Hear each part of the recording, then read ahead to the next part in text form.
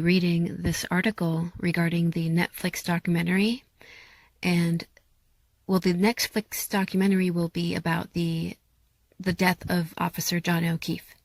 And then we will discuss and analyze the news report by Canton Confidential regarding the review hearing today and how Karen Read supporters are being targeted. So first, this article. And it reads, Netflix announces doc-series about death of Boston police officer John O'Keefe. Filmmakers say the case has garnered a huge amount of public attention and has far-reaching implications. By Amanda Richards, July 19th, 2024. On July 19th, Netflix announced a new 3-part documentary on the death of Boston police officer John O'Keefe. On January 29th, 2022, O'Keefe was found unresponsive in the snow outside of a home in Canton, Massachusetts. He was later pronounced dead at the hospital. His then-girlfriend Karen Read was charged with second-degree murder, manslaughter, while operating a motor vehicle under the influence of alcohol, and for leaving the scene of an accident resulting in death. Prosecutors argued that Karen Read was drunk and furious with O'Keefe when she hit him with her SUV. At the same time, Read's defense attorneys claimed Read was framed for his death, maintaining that she was a victim of a conspiracy by law enforcement to cover up the real killers. On July 1st, 2024, the jury in Karen Read's trial informed the presiding judge that they were unable to reach a unanimous verdict. The judge then declared a mistrial, and Norfolk County prosecutors have announced that they intend to retry Read for O'Keefe's murder. The ongoing case has inspired plenty of conversation, and the as-yet untitled documentary series will explore what happened in the days leading up to O'Keefe's death. It is currently in production with Sandpaper Films with co-directors Daniel Johnson and Rob Miller. Quote, the team feels immensely privileged to be bringing this important series to a Netflix global audience, end quote. Johnson and Miller told Netflix. Quote, it is a case that has garnered a huge amount of public attention and has far-reaching implications. We are also mindful that this is a hugely sensitive case, and we are determined to treat all those involved with the respect and consideration they deserve, end quote. And then it says, come back for more updates on the doc-series in the coming months.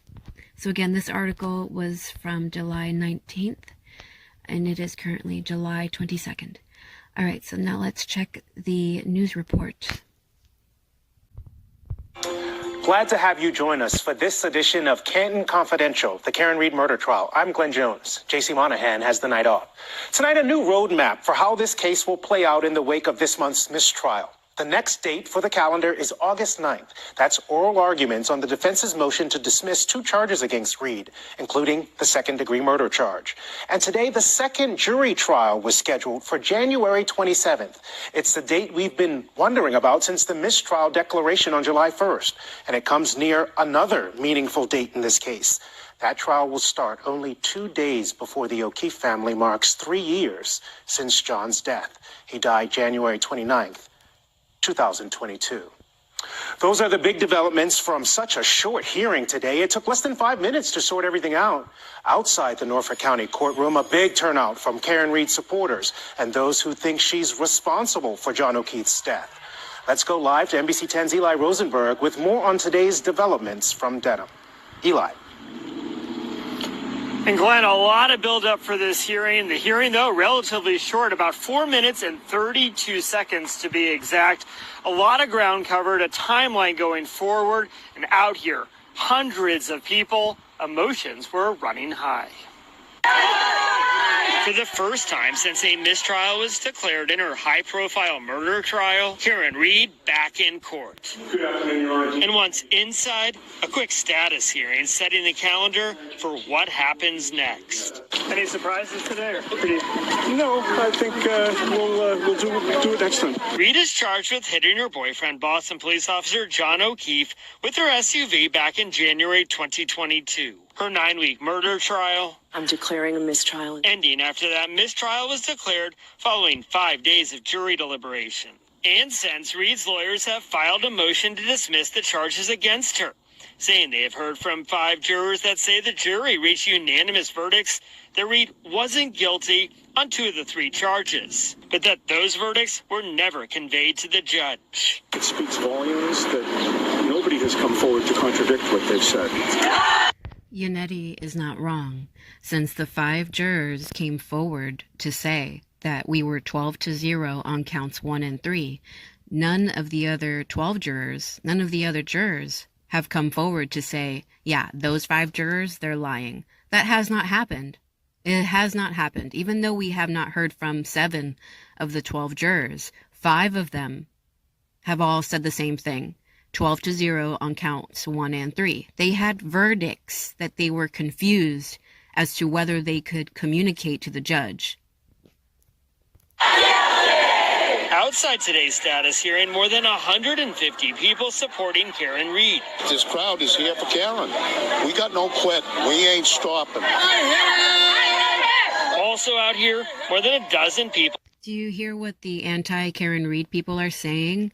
They're repeating what lying Jennifer McCabe said and what lying friends of the McCabes and the Alberts said, that they all heard Karen Reed say, I hit him. They all said that they heard her say that 3 times. Even the prosecution, Adam Lally, used that phrase, I hit him, I hit him, I hit him, when Adam Lally has 0 evidence to that fact. He has only statements from friends of the McCabes and the Alberts, who all said that's what Karen Reed said. When Karen Reed was interviewed about what she said, Karen Reed herself said, could I have hit him? Initially, when Jennifer McCabe was interviewed, Jennifer McCabe said that Karen Reed said, could I have hit him? Did I hit him? That's what Jennifer McCabe's story originally was. That Karen Reed said, could I have hit him? Did I hit him? That's what Karen Reed said, according to Karen Reed, and that's what Karen Reed said, according to Jennifer McCabe. However, Jennifer McCabe later changed her story, and she copied what the other friends, the first responders who were friends of the McCabes and the Alberts, she copied what they said, that they had allegedly heard Karen Reed say, I hit him. They allegedly heard Karen Reed confess, and yet no one, you will notice, absolutely no one wrote that down on a report. There's no police report of Karen Reed saying, I hit him. There is no paramedic report. No paramedics wrote this down. No first responders wrote this down. OMG, she confessed. Oh my gosh, she confessed. We got to write this down. Nobody wrote it down. But they all had the same story the day of trial. You'll notice. They all got their story straight the day of trial. But 0 evidence to prove that Karen Reed actually confessed. So all these anti-Karen Reed people saying, I hit him repeatedly, are fools. Much like Paul O'Keefe is a fool. None of these Karen Reed, anti-Karen Reed supporters, these anti-Karen Reed folks, none of them are basing their opinions on evidence. None of them. They are all believing the friends of the Alberts and the McCabes. Saying they support O'Keefe, including his former neighbor. He was a good neighbor. And it's one thing to support John O'Keefe. You can support John O'Keefe and simultaneously believe that Karen Reed should be not guilty, that Karen Reed should walk. You can do both. You don't have to pick a team. This is not a sports event. You can do both. You can say justice for John O'Keefe and free Karen Reed in the same breath. And it's quite okay, because you know what? True justice for John O'Keefe is unveiling and defending the truth of what happened that night on January 28th, 2022. That is how you truly support John O'Keefe. You don't regurgitate lies, unsubstantiated statements. You don't do that. That's not how you honor someone who passed away, if that's what you're truly about. Justice for John O'Keefe, are you truly about justice for John O'Keefe? Or do you just want to hate someone? He took care of his two kids, his niece and nephew, and he stepped up to the plate. He had a heart of gold, and he didn't deserve what he got. Right, but what did he get, neighbor of John O'Keefe? This woman is John O'Keefe's former neighbor. What did happen to John O'Keefe, neighbor? Do you know? Don't you want to know what actually happened to John O'Keefe? Because I'm telling you, the McCabe's lied, the Alberts lied, Brian Higgins lied. Brian Higgins was drinking and driving, and Brian Higgins destroyed his cell phone. All of them lied. So what do you think happened to John O'Keefe that night? And why are you saying he didn't deserve it? Like, what is it that happened to him? Again, if you're truly going to support and say justice for John O'Keefe, then you had better have your facts straight. Because you don't support and defend justice for John O'Keefe by repeating lies. You support and defend justice for John O'Keefe by prevailing the truth, by supporting and defending the truth, and by saying this is how we get real justice for John O'Keefe, by figuring out what the fuck actually happened to him. So let's talk about the plan moving forward. Oral arguments on that motion to dismiss scheduled for August 9th. It's a Friday at 2 p.m. And the second trial for Karen Read, well, that is set for January 2025. You saw the video right there. Who wasn't here? Alan Jackson, David Inetti, Read's lawyer, says he will be part of Read's second trial. Ivan Dedham, Eli Rosenberg, NBC 10 Boston. And if you don't know by now, attorney Alan Jackson is originally from California. He flew out to Massachusetts to be part of this case and help to defend Karen Read. And he's currently in California, but he will be back to continue defending Karen Read. Interesting development for the defense team. Eli, thank you. All right. It's been a few weeks, but we want to welcome back to Canton Confidential Michael Coyne. He's the dean at the Massachusetts School of Law. All right. The next trial is expected to look very different from the first one. The charges could be different. We don't know what role Michael Proctor will play in a second trial. And the witness list we have to expect will be shorter for the Commonwealth. If you're in the Norfolk County DA's office, of those three things, the charges, Michael Proctor, and the witness list, what do you do? It's the witness list that will be pared down significantly. Trim the case, get the fat out of the case. Don't focus as much on what the defendant's case is about the alleged conspiracy and all of that, but focus on the details of your case, the excessive drinking, the snowy. So if you didn't catch that, the news anchor asked the lawyer, what should the prosecution do on the retrial, and the lawyer is saying to cut the fat and reduce the amount of witnesses and focus on just the facts that you know you have. Night and driving under those conditions, and then ultimately his death that was caused by the defendant as they see it. That has to be much tighter if they want to get a conviction on the vehicular manslaughter. And I wish people reporting on this case would stop saying, like, the prosecution thinks she did it. I actually don't think the prosecution thinks she did it. I don't think Brian Albert thinks she did it. Jennifer McCabe thinks she did it. I don't think Michael Proctor thinks she did it. I don't think Trooper Joe Paul thinks she did it. The only one that really thinks that Karen Read did it are the O'Keefes. The O'Keefes thought Karen Read did it that morning, the morning that John O'Keefe died. They weren't waiting for any evidence. They weren't waiting for any accident reconstruction. They had made up their minds about Karen Read that morning, simply based off of their opinions and getting bad vibes from Karen Read that morning. Right? But I really don't think anyone else actually thinks that Karen Read did it. No one from the prosecution side, no one from the McCabe's or the Alberts, and clearly not Higgins. They don't actually think Karen Read did it. They know what happened. Adam Lally knows what happened. And I don't think anyone should ever trust Adam Lally again. I think Adam Lally is part of the cover-up. I truly do. I think the charges will stay, assuming that there is no dismissal. I think it would be a better idea to drop the murder charge and just focus on the counts 2 and 3 of the indictments. It is arguable whether or not the defense can say they scored a victory the first time around because they got a mistrial. Certainly their client wasn't convicted. But how do they get to acquittal? What do they need to do? Well, they've got a big job to do as well, because we know now that the jury started out 6-6 on the vehicular manslaughter, ended up 8-4 by one affidavit, and even today disclosed that it came to 9-3 guilty on that charge. So what they have to do is focus on the reasonable doubt aspect of the case. And like so many other people who bring up how the jury did think she was guilty of count 2, a majority of the jury thought she was guilty of count 2, but they weren't unanimous. However, so many people who comment and report on that fact leave out what count 2 is. What is count 2? Count 2 involves intoxication.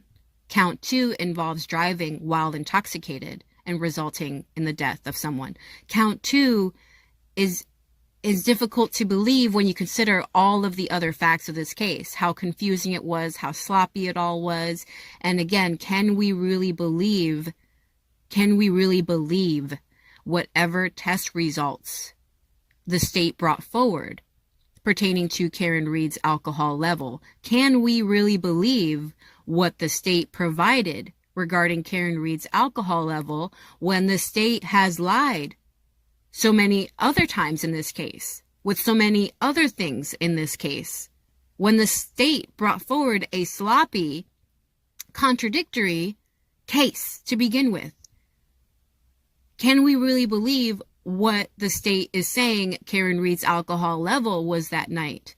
And again, if the McCabe's were drinking and driving, Brian Higgins was drinking and driving, the Alberts were drinking and driving, and John O'Keefe died on Brian Albert's lawn. Why was Brian Albert's alcohol level not tested? Oh, because he wasn't driving? He was driving. They were all drinking and driving. Why weren't all of their alcohol levels tested that night? To me, Karen Read's alcohol level should be thrown out because she was clearly the only one prejudiced that night. She was the only one who was not connected to law enforcement. The only way she was connected to law enforcement was through John O'Keefe, and he died.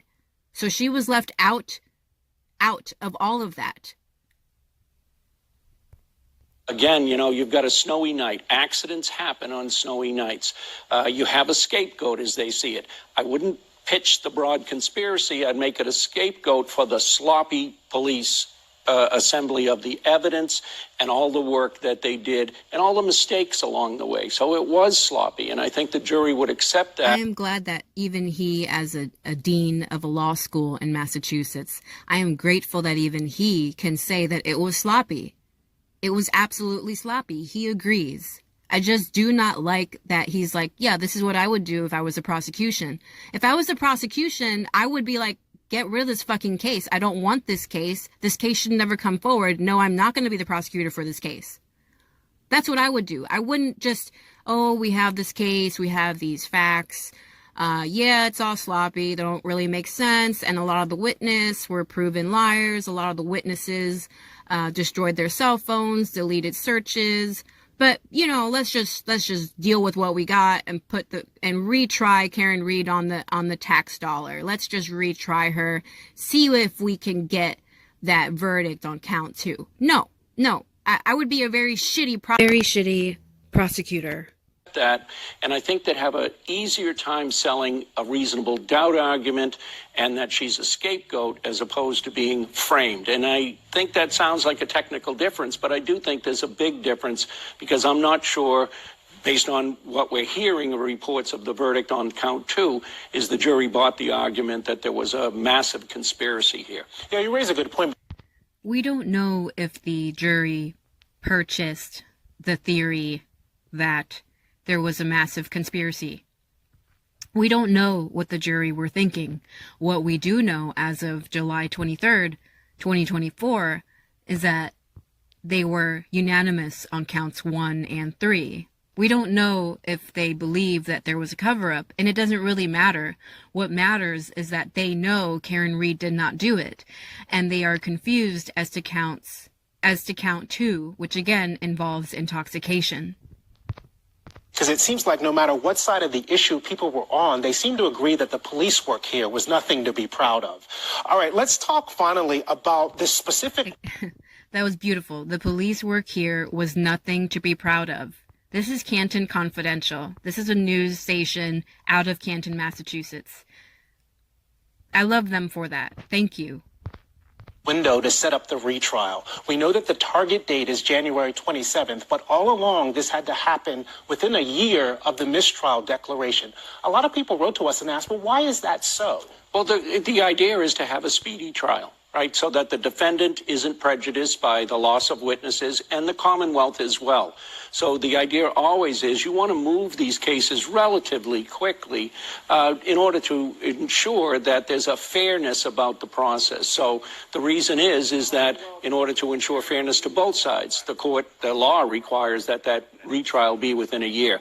It's a pretty significant period of time to be able to set dates. And just pointing out that she was handcuffed there. Ensure that there's a fairness about the process. So the reason is that in order to ensure fairness to both sides, the law requires that retrial be within a year. Just look at this image. Just give this image a thought. She was in handcuffs. She was handcuffed. She was a prisoner over something she did not do. That's how far Canton PD, Boston PD members, Massachusetts state troopers, that's how far they went with this. And that's why so many people are angry at the state of Massachusetts right now, at the law enforcement in Massachusetts right now. This is psychopathy in action. This is what psychopaths do in action. They put handcuffs on innocent people in order to save their own asses. Brian Albert, Nicole Albert. They put handcuffs on Karen Read to save your asses. This shit happened on your time, Brian Albert, at your house, Brian Albert. It's a pretty significant period of time to be able to set dates, even assuming the lawyers have busy schedules, which they do, and all of the rest. All right, but this one is so unique because we have these 2 charges that the defense says should be thrown out because she was acquitted on those 2. So we'll talk about that more in a moment. Okay. So you stay there. Michael Coyne is going to be with us for a while longer. We're also going to bring in local attorney Catherine Loftus and our courtroom insider Sue O'Connell to talk about the legal battle set to take place before Karen Read's second trial. The defense claims they've heard from multiple jurors who say they determined Karen Read was not guilty on 2 charges. Could that lead to those charges being dismissed ahead of the second trial? Canton Confidential continues right after this.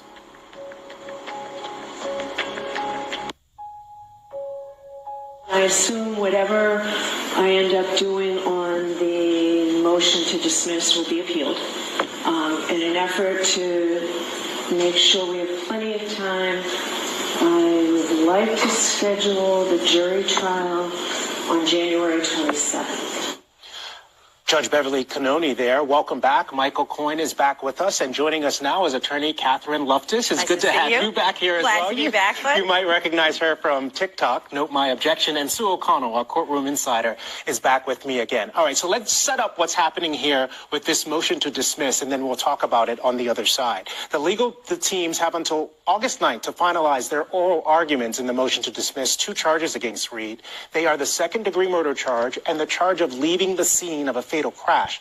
However, not in question, at least at this point, is the manslaughter charge. No matter how the hearing goes in August, we expect that charge will be part of the retrial. So this would be a big win for the defense, of course, Catherine, if they can get 2 of those charges dismissed. Based on what you've seen so far in the written arguments, which side do you think has the strongest case? And then we'll find out if Michael agrees. I think we'll see. We'll see. Oh, yeah, I think that the Commonwealth has the stronger leg to stand on in terms of the legal argument. And I think sometimes it's difficult to differentiate between maybe what seems like it would be the most fair and what the law actually requires. What would require the judge to do if she was going to call all these witnesses back in, poll the jury, is essentially really overstepping the court's, boundaries, going into the minds of the jury after they've been subject to all the media, all the, the things that they've been able to read after this has been over. And that's really not what the jury system is about. The jury system is sacred. They didn't, relay this information to the court at the time. There weren't objections at the time. So I think there's a lot of... So, much like other commenters on this case, particularly lawyers commenting on this case saying that the jury whatever the jury discussed during deliberations cannot be brought forward. It's inappropriate. It goes against their protection, their sanctity. But you're going into the weeds when you start making those arguments, because we're not saying, the defense is not saying, Karen Reed supporters are not saying, let's go ask the jury exactly what they talked about during deliberations. That's not at all in the defense's motion to dismiss. If you read all those filings, nowhere in those filings does the defense ask that we go and invade the jury's deliberations and see what they were talking about. No. Let's get out of the weeds and stick to the objective. The objective is, attorney, the objective is that there was a 12-0 unanimous verdict on counts 1 and 3. That is entirely different than the argument we can't discuss, we can't pry into deliberations. Those are two different arguments. That argument that we can't pry into deliberations is irrelevant. It does not apply. And as an attorney, she should know this. I understand why people, if they did in fact come to a 12-0 decision, she probably should have been acquitted on it. And they probably should have asked of the judge, hey, we have a decision on two of the... Again, probably should have been acquitted. This is an attorney speaking and commenting on this case. She probably should have been acquitted if it was a 12-0. Who is this attorney? She should have been acquitted if they were 12-0 on counts 1 and 3. Not probably. Karen Reed should have been acquitted if they were unanimous on counts 1 and 3. And remember, the jury slip was extremely confusing. It had to be changed during trial. During trial, the jury slip had to be changed because it was that confusing. And sure enough, it was still confusing even after the fact, to the extent that 5 jurors have come forward as of July 23rd, 2024. It was that confusing that even after the fact, the jury were expecting more. They were expecting something more than a mistrial. They were expecting more direction from the judge. They did not know she was going to pronounce a mistrial. Charges and we're stuck on one. That they didn't do that. The law really does not allow us to Monday morning quarterback and come. It's not Monday morning quarterbacking, lady. It is that the jury were confused. So the law is irrelevant if the jury were confused and they had verdicts on counts 1 and 3.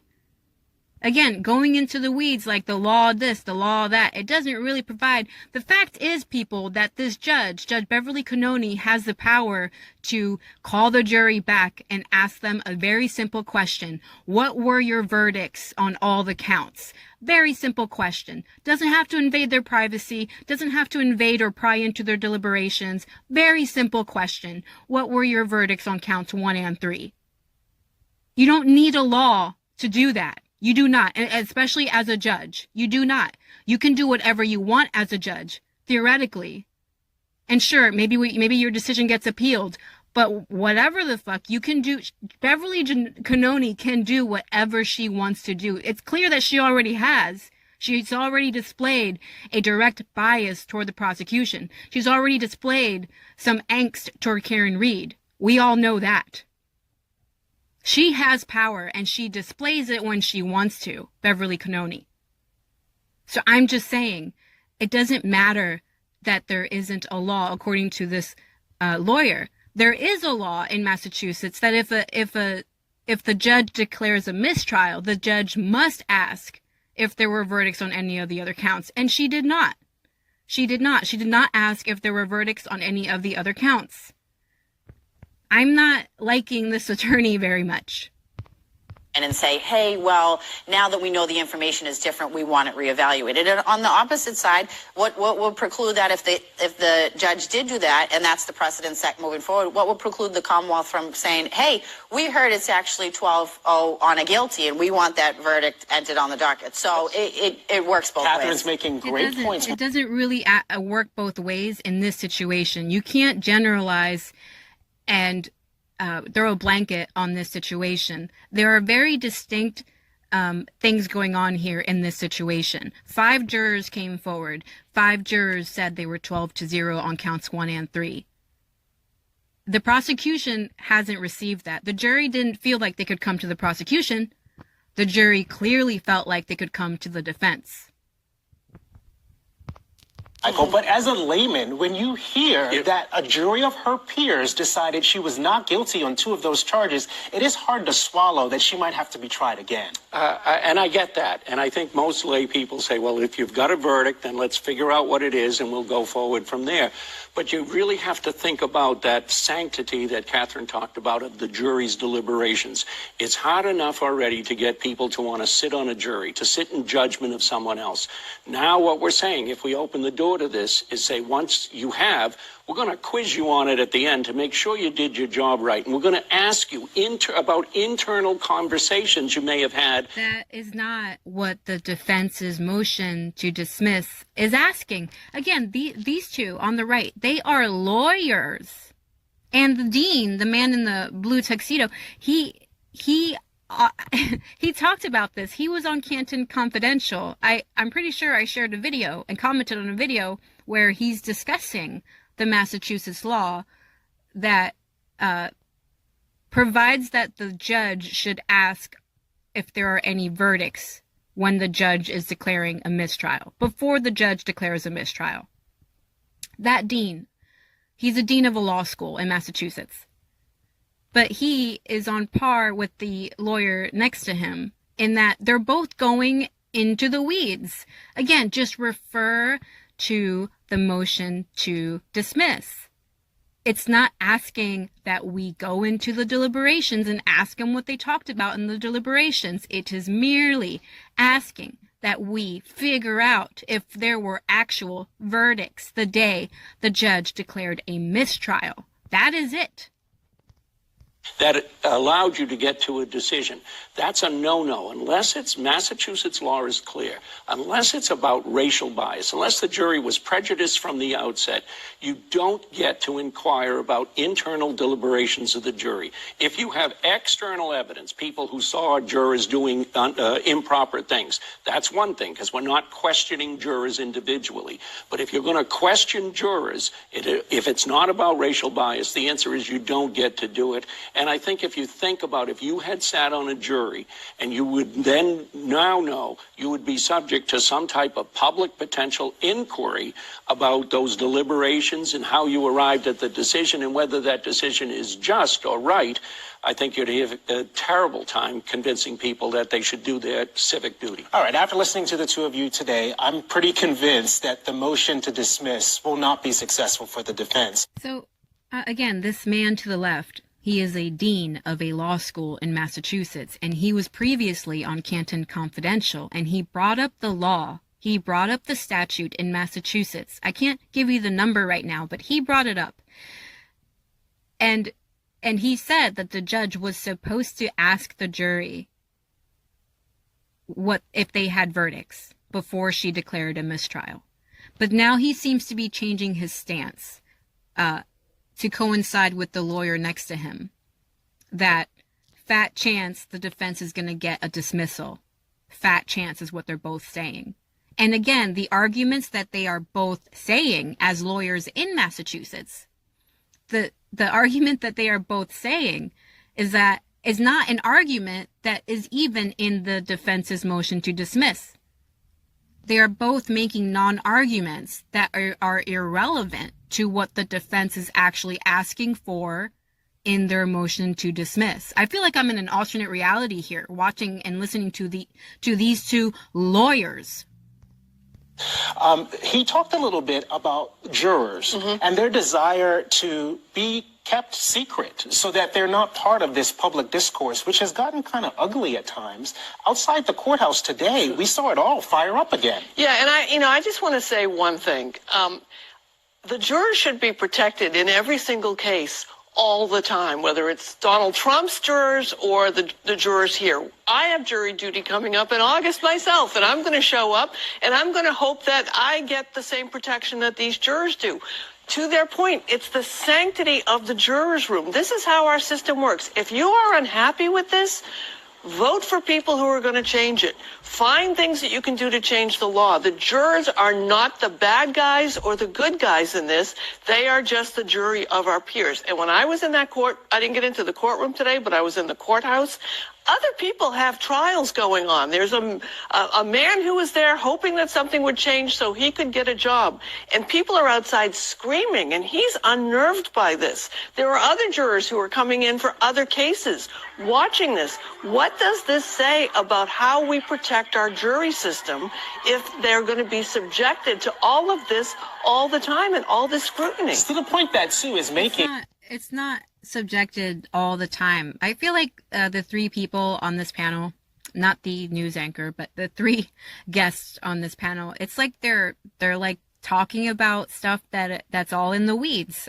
This is a high profile case. This is what happens in a high profile case. And it's especially what happens when the masses believe there was a cover-up done by law enforcement, which is enough to send anybody raging down the streets. It's enough that a lot of people in the U.S. do not trust their local police department. They do not trust their local law enforcement. And a majority of people in the U.S. do not trust the U.S. government. And guess who oversees the law enforcement? Guess who oversees local police departments? The U.S. government, the FBI.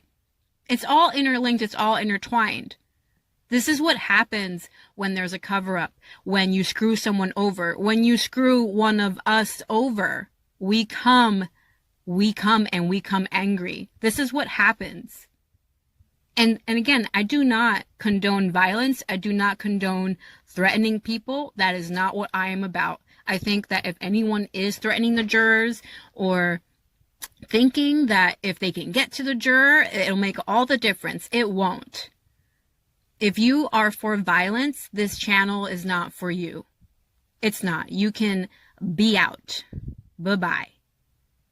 However, as far as people having free speech, having their signs on the street, surrounding the courthouse, absolutely. Because you know who pays for that courthouse? Those people standing in the street, the taxpayers. If it weren't for us, taxpayers, there would be no judicial system. There would be no courthouse to have a trial. Judge Canoni has decided in this instance to keep the jury list secret. Based on what you know, is that the appropriate step? I think it is. Initially, the order of impoundment only lasted 10 days, and yep. the order allowed for if there was good cause shown, and we have seen that a subsequent juror came forward, hired their own attorney, which, that's. We don't want jurors having to hire attorneys to petition the court to say, hey, I'm so afraid that I'm going to be followed home. I'm afraid if my name becomes public, I'm going to be harassed, all these kinds of things. So I think it was. And again, do you know who did this? Do you know who did that? Who was responsible for all of this happening in the first place? The McCabe's and the Alberts and Brian Higgins, with the help of Michael Proctor and Joe Paul.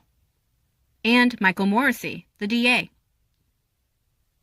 So, just saying, yeah, this is all happening, but why is it all happening? What is this chain reaction in response to? Right? A couple of families of law enforcement who did something very bad that night, terrible that night, and they chose to pin it on someone else. It's the right decision.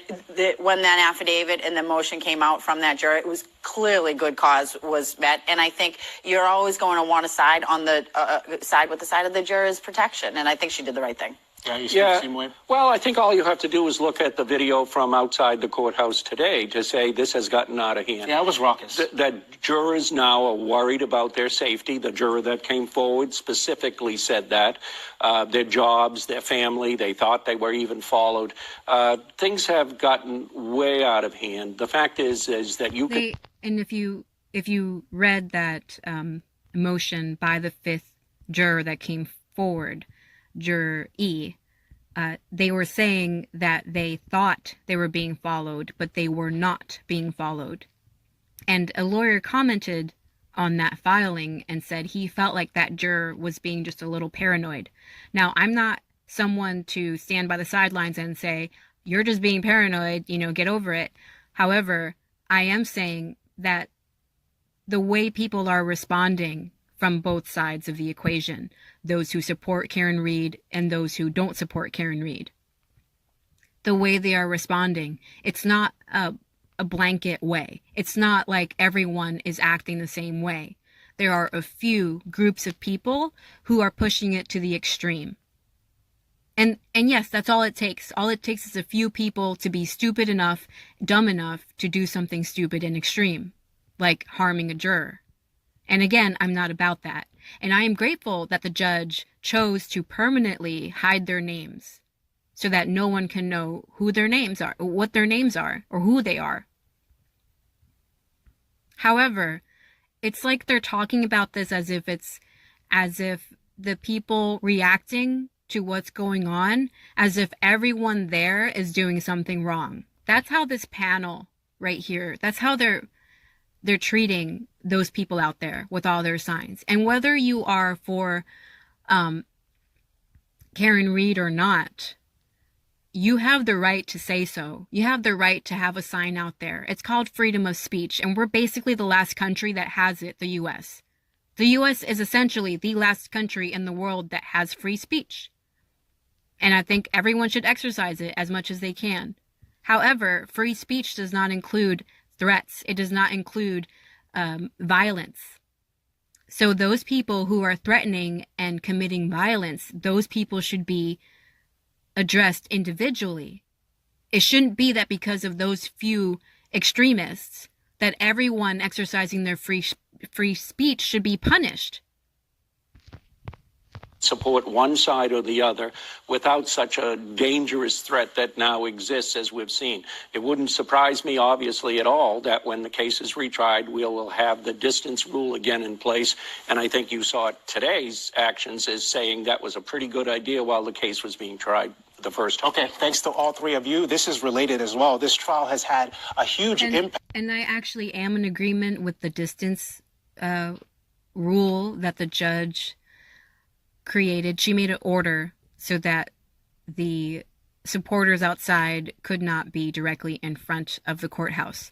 And I agree with it because for anyone impersonating a supporter, right? For anyone pretending to be a Karen Read supporter, to go into the courthouse and wreak havoc, that would be terrible. All it takes is one person to make everyone else look bad. So I'm saying, yes, there will always be extremists, no matter what group you're in, no matter what team you're in, no matter what politician you support, no matter what ideology you support, no matter what religion you support.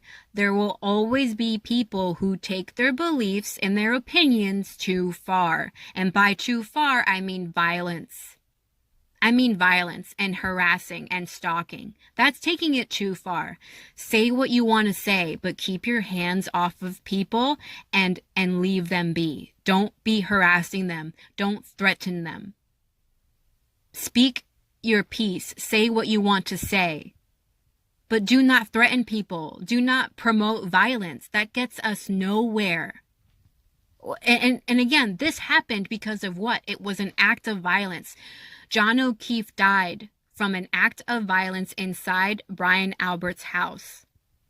So you are no better. You are no better if you choose violence after this. If you choose violence and say, justice for John O'Keefe, free Karen Read. You can't, you got to pick one or the other. Either you're about violence, and if you're about violence, then you probably shouldn't be supporting Karen Read, and you shouldn't really be saying justice for John O'Keefe, because justice for John O'Keefe means the truth.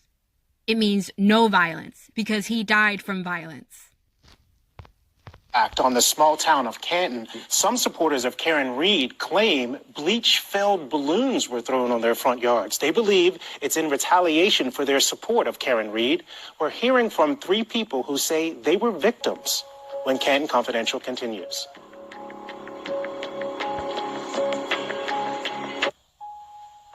Welcome back. In Canton, police are investigating how what appears to be bleach ended up damaging front yards and other property. Interestingly, all of these Canton homeowners are Karen Read supporters.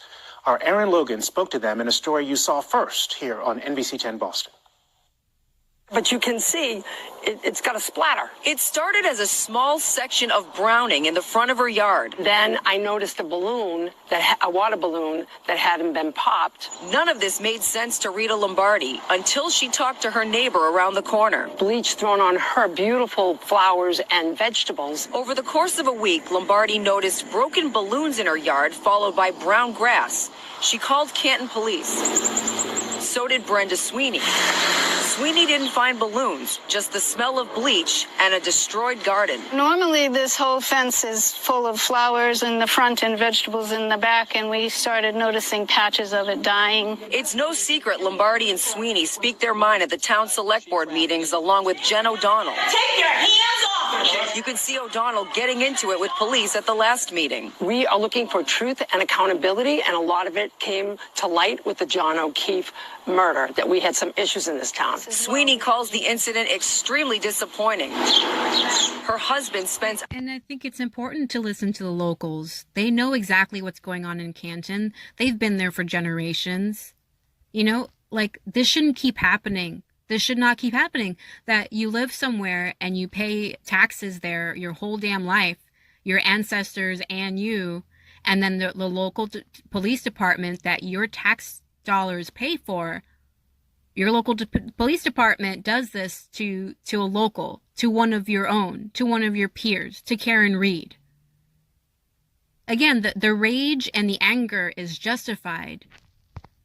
Hours working on his garden. I mean, little kids come here and touch these figurines, and they're throwing bleach on them. On Friday, we learned Jen O'Donnell also had some popped bleach balloons thrown on her yard. Here's another one.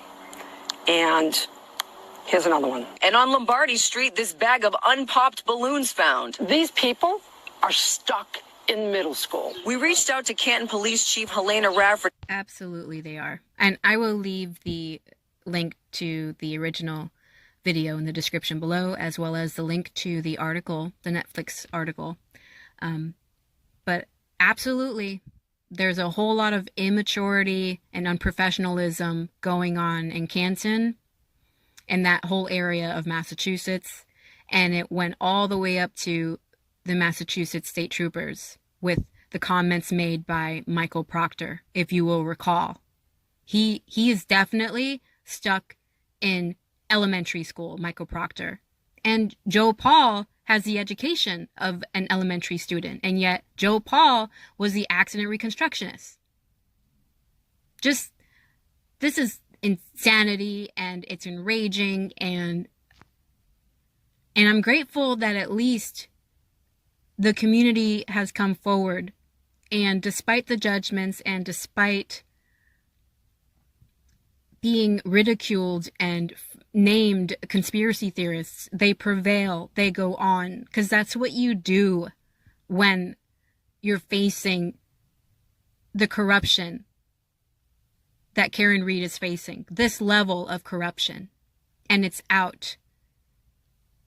And Lombardi's absolutely correct. The Karen Read case, the John O'Keefe case, it unveiled so much corruption that had been going on for so long.